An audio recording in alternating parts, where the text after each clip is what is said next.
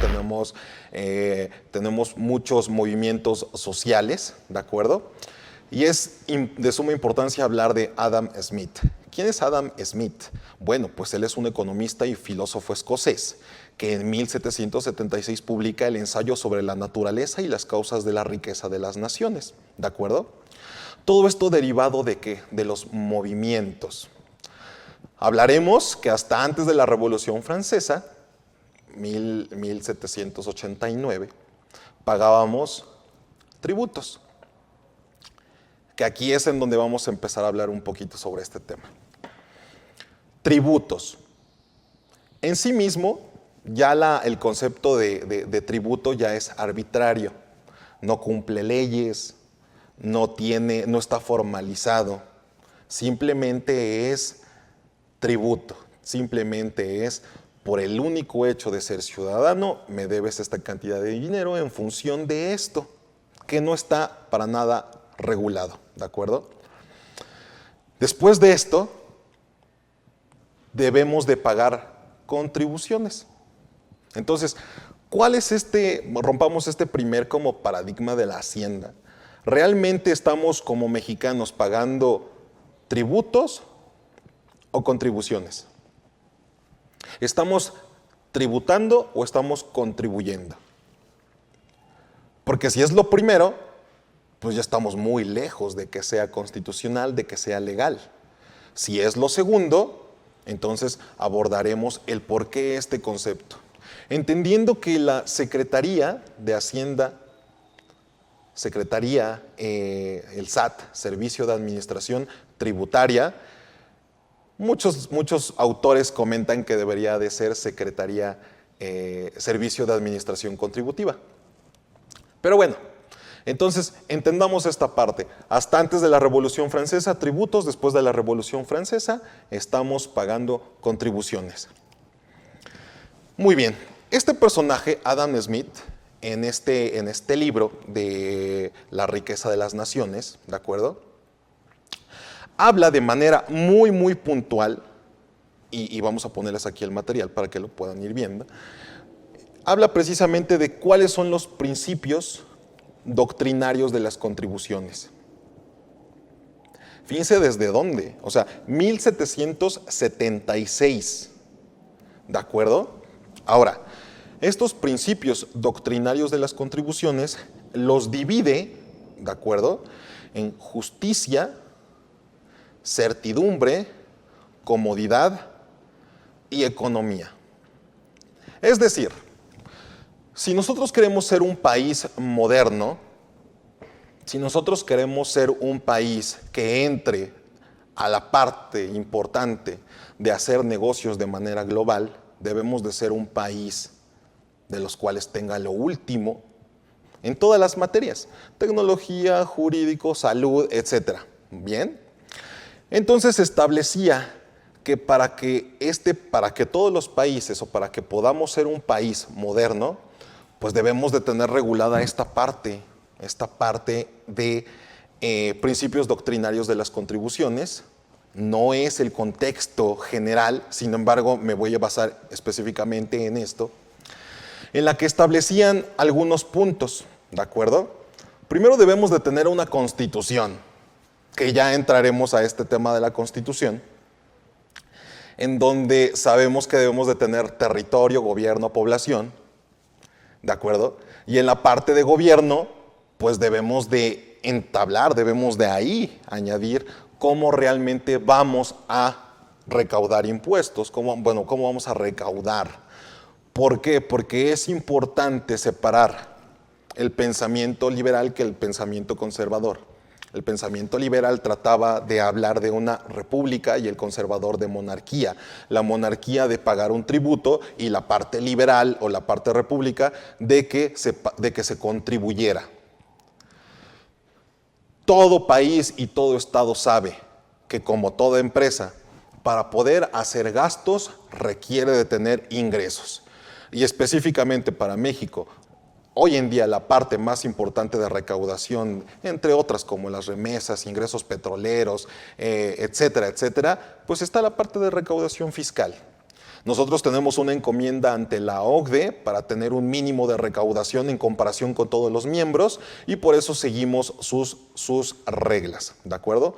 No solamente las seguimos, las tomamos como nuestras, les damos una configuración in-house, es decir, nosotros tomamos esta parte de lo que menciona la OCDE por medio de lo que establecen en BEPS, ¿de acuerdo?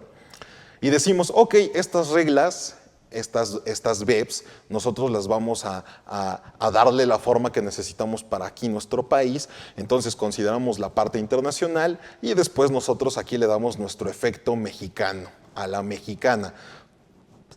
Un ejemplo de ello pues es precisamente los famosos esquemas reportables. Bien, permítanme un segundo. Adam Smith. Partiendo de este principio de justicia, nos comenta que entonces aquí los súbditos de cada estado deben contribuir al sostenimiento del gobierno en una proporción lo más cercana posible a sus respectivas capacidades. Es decir, que tiene que contribuir en proporción a los ingresos que gozan bajo la protección del Estado. Me están informando en este momento que estamos entrando con todos nuestros amigos de Facebook. Amigos de Facebook, sean todos bienvenidos. Estamos transmitiendo en vivo, estamos hablando de incursionando en el derecho fiscal, toda vez que debemos de recordar, como para que nos vayamos un poquito por atrás, la importancia de hacer conciencia a los contribuyentes, a los empresarios, a todos nuestros colegas en general, que realmente debemos contribuir al Estado para los gastos públicos, ¿de acuerdo? Nuevamente me presento, José Eduardo Núñez Bautista, su servidor, contador público, y bueno, en este momento estamos empezando a hablar de un poco de antecedentes en materia fiscal, en donde estábamos hablando de los movimientos que dieron pie a este concepto, hablando específicamente de la Revolución Francesa, ¿de acuerdo? Hasta en donde antes de 1789 pagábamos tributos, el pensamiento era conservador y existía la monarquía, y después de 1789 se vienen otros movimientos, ya en México, el de independencia o el de la Revolución Francesa, la independencia, perdón, en donde empezamos a pagar contribuciones, ¿de acuerdo? Hablábamos entonces que como antecedentes deberíamos de hablar de Adam Smith, que es un economista y filósofo escocés, el cual en 1776 publica un libro el cual establece principios doctrinarios de las contribuciones y ahora estamos tocando precisamente estos principios. Entonces, estos principios doctrinarios, repito, son justicia, certidumbre, comodidad y economía. Bien, el principio de justicia establece que los súbditos de cada estado deben de contribuir al sostenimiento del gobierno en una proporción lo más cercana posible a sus respectivas capacidades, es decir, en proporción a los ingresos que gozan bajo la protección del Estado. Quiero hacer mención de lo que tengo en negritas, porque ya está hablando de proporción, o sea, quiero que ustedes se fijen, desde 1776, en la publicación de este libro, ya hablábamos de un principio de proporción, ¿de acuerdo? El siguiente, hablando precisamente de proporción, tenemos dos subprincipios, ¿de acuerdo? Estos dos subprincipios se pueden dividir en los siguientes, que es la generalidad, en la que debe de ser cubierto por todos aquellos sujetos cuya actividad sea coincidente con el hecho generador. En negritas, otro concepto actual, hecho generador. Otro subprincipio de la proporción es la uniformidad, la cual establece que es la igualdad de todas las personas ante un mismo impuesto. El sacrificio deberá ser igual para todos los que se encuentran en una misma situación. Si se dan cuenta, estamos hablando realmente de principios que son actuales, que son vigentes y no hemos terminado de entender. Aquí en esta lámina pueden ver ya el hecho generador, pueden ver la palabra sujetos, pueden ver la palabra igualdad etcétera, y pueden ver también que dice el sacrificio debe ser igual para todos los que se encuentren en una misma situación.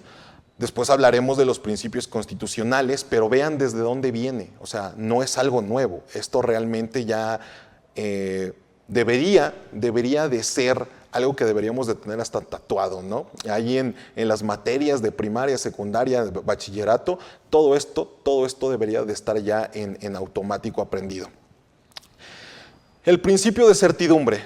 El principio de certidumbre habla de que todos los gobernados debemos de tener claridad, debemos de tener certidumbre, ¿de acuerdo? ¿De qué? Pues de que, ok, me vas a imponer una contribución, me vas a imponer un impuesto, pues entonces dime con exactitud, con toda claridad y sin dudas, ¿quién es el sujeto? ¿Quién es el objeto? El sujeto es personas físicas, personas morales. El objeto va a ser, por ejemplo, tratándose de una cosecha. En la venta de granos de maíz, el objeto es la cosecha, la siembra, la venta en sí, la exportación. La base, la tasa, la cuota o tarifa, el momento en que se causa, la fecha de pago y las obligaciones a satisfacer. Es decir, desde estos años, desde 1776, que de hecho les voy a hacer un par de comentarios sobre estos principios y hablando precisamente de Adam Smith, pues todo esto está en ley actualmente, ¿de acuerdo? Pero sí era importante que viéramos que desde dónde nos los están diciendo. Hay que entenderlo. Entonces, para que me puedas poner tu estado o una ley, una contribución, tienes que cumplir con procesos, tienes que cumplir con procedimientos, tienes que hacer valer principios. Más tarde hablaremos de estos principios constitucionales de los cuales hacen que se rijan y que se puedan diversificar el tema de las leyes. Las leyes simplemente demuestran cómo es que se siguen estos principios constitucionales. Pero bueno, entonces debemos de tener claridad sobre el sujeto, el objeto, la base, la tarifa, el momento de causación. Debemos de tener aquí las obligaciones a satisfacer. Obligaciones a satisfacer me refiero a si va a ser por medio, por ejemplo, de algún formato de declaración, si va a ser, además, va a estar acompañada mi declaración de IVA de alguna otra declaración, como la declaración informativa de operaciones con terceros, DIOT, etcétera. Y obviamente las sanciones aplicables. ¿Qué sucederá si yo no cumplo con lo que me estipulas? ¿De acuerdo? Todo esto con el objeto de que el poder reglamentario no altere dichos elementos en perjuicio del contribuyente e introduzca incertidumbre. ¿De acuerdo? Por ahí vamos a rescatar algunos conceptos en donde nosotros como contribuyentes, que es un principio de legalidad positiva, vamos a ir atacándolo. Nosotros como contribuyentes tenemos que entender que todo lo que hagamos es de buena fe. Debemos ver el artículo 21 de la Ley Federal de Derechos del Contribuyente, y que nosotros, todo lo que no esté prohibido expresamente en ley está permitido. Todo lo que no está prohibido expresamente en ley está permitido. A su vez, tratándose de las autoridades fiscales, todo que es un principio de legalidad negativa, todo lo que en ley no esté permitido está prohibido. Es decir, la autoridad no puede hacer más allá de lo que dice la ley. ¿De acuerdo? Bien, continuemos. Principio de comodidad. Este principio de comodidad establece que los impuestos deben ser recaudados en la forma, en la época que sea más probable que el contribuyente cuente con los medios para realizar el pago. Esto significará mayor recaudación y una menor evasión. Yo les preguntaría a ustedes, este principio de comodidad para ustedes, para nosotros, para en general el contribuyente, cuándo es lo ideal que se dé. O sea, ¿en qué momento podemos cumplir con el pago de estas contribuciones? Pues aquí mismo lo establece. En la época que sea más probable que el contribuyente cuente con los medios para realizar el pago. Es decir, en el momento en el que nosotros tengamos ingresos. ¿De acuerdo? Entonces ya vimos el principio certidumbre, justicia, el principio de comodidad, ¿de acuerdo? Y pasaremos con el siguiente principio, que es el principio de economía. Este principio de economía dice que la recaudación debe de ser lo menos onerosa posible a fin de procurar el mayor ingreso neto a las arcas del Estado. No sé si ustedes han investigado, si han escuchado cuánto le cuesta a la autoridad fiscal, al SAT, recaudar por persona. Es un dato interesante. Hablaremos de ello más adelante, pero literalmente toda esta parte de análisis debe conllevar a que lo que la autoridad fiscal, de acuerdo, invierta para recaudar sea la cantidad lo menos posible para que el ingreso neto entre directamente a las arcas de la autoridad fiscal. ¿Esto qué significa? Que entre más barato le salga a la autoridad recaudar, pues obviamente tendrá más ingresos. Y lo estamos viendo con todo esto que está haciendo la autoridad fiscal en la actualidad. Anteriormente, la autoridad fiscal ejerce facultades de comprobación, llegan los auditores fiscales, las visitas domiciliarias, revisiones de gabinete, y hoy en día te envían una invitación que no está debidamente fundada y motivada, que por cierto también hablaremos de esto, de qué significa estar fundado y motivado. Pero lo que hacen por desconocimiento el contribuyente es que entra en pánico. Como que ve algo del SAT y piensa que, híjole, ya nos cacharon. ¿Pero nos cacharon de qué? Tranquilo. Es que la invitación dice que no hemos cumplido con el pago de impuestos sobre la renta y el IVA por los ejercicios 2017, 18, 19, 20 y 21, lo que va del 21.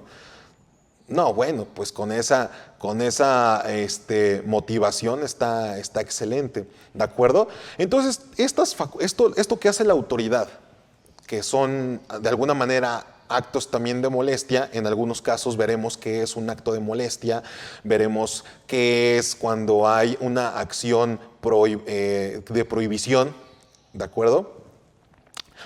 Esto hace que el contribuyente, sin necesidad de que la autoridad invierta mucho dinero, pues el contribuyente se espante, entre en pánico, trate de regularizar su situación fiscal o incluso, pues tristemente, piense en llegar a acuerdos con las autoridades fiscales, lo cual hoy en día es bastante, no imposible, porque sigue existiendo corrupción, pero digamos que es más difícil por todos los filtros que tienen que pasar, ¿no? Entonces, hoy en día, el empresario que dice, ¿sabes qué? Tengo una revisión fiscal, no te preocupes, abogado, contador, puedes hacer algo, puedes acercarte a las autoridades fiscales y a ver a qué acuerdo pueden llegar. Híjole, la verdad es que tengan mucho cuidado.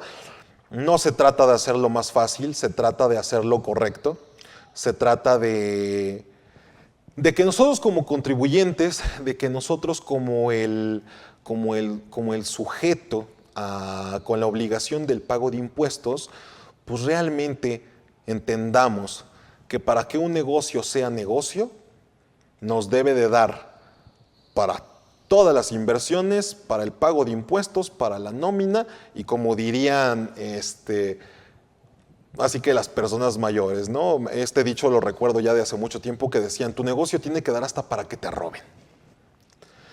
Entonces, por cierto, también le mando un saludo a Octavio Rodríguez, que también es participante, es expositor aquí en CADEFI. De él tengo que darle el crédito.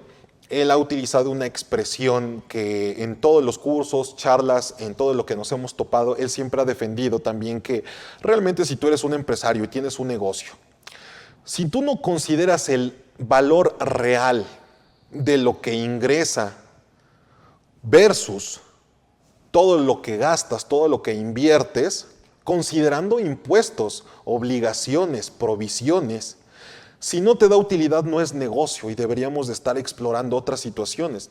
Si nosotros creemos que por el hecho de que tenemos ingresos, tenemos nuestras deducciones, nuestras inversiones, pero no pagamos impuesto y esto lo vemos como parte de nuestra utilidad, pues desde ahí ya estamos mal. Nos estamos engañando nosotros mismos como empresarios porque la verdad no queremos aceptar o no queremos entender que realmente nuestro negocio no es negocio. Entonces, cuando nosotros hacemos esta planeación, esta planificación, nos sentamos con los contadores, nos sentamos con el empresario y empezamos a ver todas las partidas presupuestales, que también lo hace el Estado. Hablaremos de por qué los ingresos están en la ley de ingresos y por qué los egresos están en un presupuesto de egresos, ¿de acuerdo? Realmente debemos de darnos cuenta de que están incluidos los impuestos sí o sí. Si no te da para pagar impuestos, no es negocio y deberíamos estar pensando en otra cosa. Así de frío, sí, pero es que así son los negocios. Entonces, este principio de economía que establece que la recaudación debe de ser lo menos onerosa posible a fin de procurar el mayor ingreso a las arcas para la autoridad o de la autoridad, se refiere a que el Estado debe de hacer lo más económico la recaudación de impuestos. Como dato, como breviario cultural, Luigi Eunadi considera no costeable la recaudación de una contribución si el costo es superior al 2%. Veremos, incluso pueden ahí con San Google ver cuánto le cuesta al SAT recaudar. Y verán que hace unos años andábamos precisamente en el peso 80, en un peso, y hoy en día estamos en 40 centavos. ¿De acuerdo? Realmente a la autoridad le sale bastante económico. Sí es cierto, ha hecho más pequeño la parte de los ejecutivos del SAT, de todos los elementos que apoyaban al tema de auditorías. Hoy ya no son necesarias, hoy todo se está basando en términos de tecnología, revisiones profundas, electrónicas. También utilizan toda esta parte que ya comentábamos de invitaciones, ¿no? ¿De acuerdo? Entonces, vaya, a la autoridad va un paso adelante y al contribuyente por desconocimiento, por no estar asesorado o simplemente por no tener esta cultura general, se asusta, sale y provocamos errores. No estoy diciendo que un error sea salir a pagar impuestos, no, estoy diciendo lo contrario.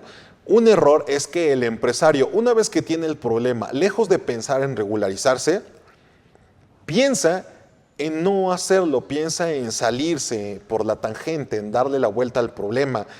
Recuerdo una analogía que hacíamos, precisamente platicando con unos amigos en las que no sé si ustedes recuerdan esta película de Will Smith de En busca de la felicidad, ¿no? ¿Por qué hago el comentario? Porque en esta película de En busca de la felicidad, a Will Smith, su personaje que le va bastante mal, pues tenía un dinero, ¿no?, en sus cuentas bancarias, dinero que la hacienda americana le quita y Will Smith simplemente dice, bueno, pues ya me quitaron mi dinero. Me refiero a esta expresión como meme que dicen, imagínate vivir en Escocia y perderte de estas maravillas. ¿Por qué? Porque aquí en México, si esta película estuviera hecha en México, pues veríamos a Will Smith en la que le quitan su dinero y Will Smith haría el coraje de la vida, buscaría un abogado, el que encuentra ahí en el metro, y promovería un amparo para que no le quiten su dinero. O sea, a eso voy. Aquí en México preferimos, yo creo que hasta es un problema generalmente de Latinoamérica, este pensamiento, que realmente ya estamos en el problema y en vez de, oye, pues vamos a ver cómo lo subsanamos, porque hay miles de formas de subsanar todas nuestras situaciones, no, ¿sabes qué? No quiero pagar impuestos, así que vamos a pelearnos, lo cual no juzgo, pero realmente ¿cuántas opciones no tenemos para regularizarnos? O sea, desde el momento en que inicia una facultad de comprobación, tenemos nuestro derecho de audiencia, hablaremos también sobre qué es el derecho de audiencia. Podemos autorregularizarnos y luego cuando ya nos fincan un crédito podemos ahorrarnos hasta multas. O sea, la autoridad nos da muchísimos elementos para poder estar al 100% y nosotros decimos, no quiero nada de eso, vamos a pelearnos, ¿no? Es algo cultural, es algo realmente que debe de venir desde la educación, Bien, terminamos con estos principios de Adam Smith, en donde se hace necesaria la adopción de una constitución, ¿de acuerdo? Pero, ¿qué es la constitución? ¿Por qué existe la constitución? Realmente, ¿quién hace una constitución? Hablaremos de la primera constitución, que puede ser para muchos autores, para muchos historiadores, que aquella Sentimientos de la Nación de José María Morelos y Pavón, aunque realmente para estos efectos consideraremos constitución la de 1857, ¿de acuerdo? Esta constitución de 1857, simplemente quiero hacer mención de algo importante y lo van a ver aquí en su diapositiva, para hacerles el siguiente comentario. Ya traía, permítame un segundo, gracias.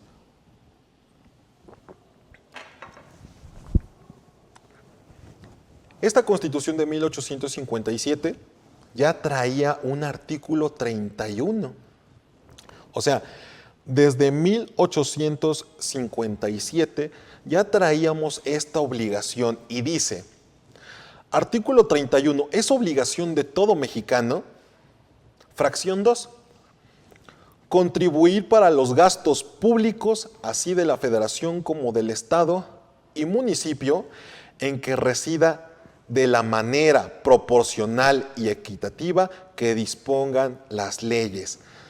En esta Constitución de 1857 ya vemos nuestra obligación de contribuir a la Federación, al Estado, a los municipios, de manera proporcional y equitativa. ¿De acuerdo? Esto lo tomé precisamente de la Constitución, abajo tienen la liga PDF para que la puedan consultar, ¿de acuerdo?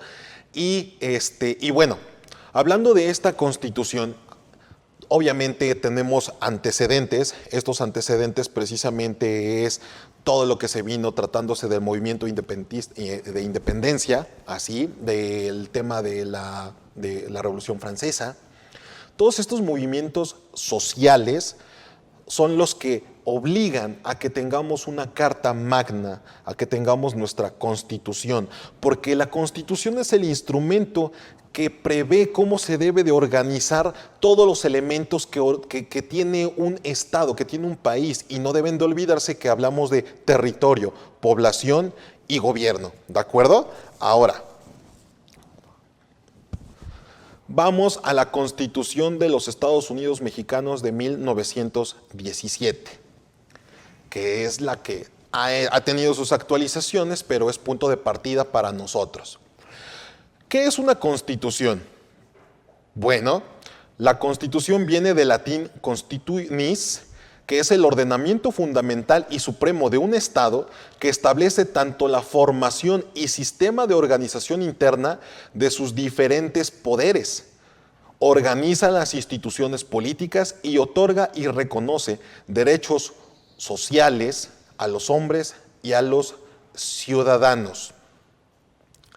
Esta constitución política, nada más como dato cultural, no vamos a ver toda esta parte de antecedentes históricos, sin embargo, aquí se los pongo, esta constitución política de los Estados Mexicanos de 1917 es promulgada en Querétaro el 5 de febrero de 1917 y entra en vigor a partir del 1 de mayo de este mismo año, y como todos sabemos o deberíamos saber, está compuesta por 136 artículos. Nuestra constitución política está dividida en dos partes, ¿de acuerdo? Esta constitución, la cual actualmente nos rige, que es nuestro mandamiento supremo, está dividido en la parte dogmática y en la parte orgánica. En la parte dogmática debemos entender que se establece aquí las prerrogativas fundamentales o los derechos humanos, antes llamados garantías individuales. ¿Por qué antes garantías individuales y hoy derechos fundamentales, hoy derechos humanos? Bueno, a ver si me pones a cuadro, mi querido Pepe. ¿Qué nos pasa?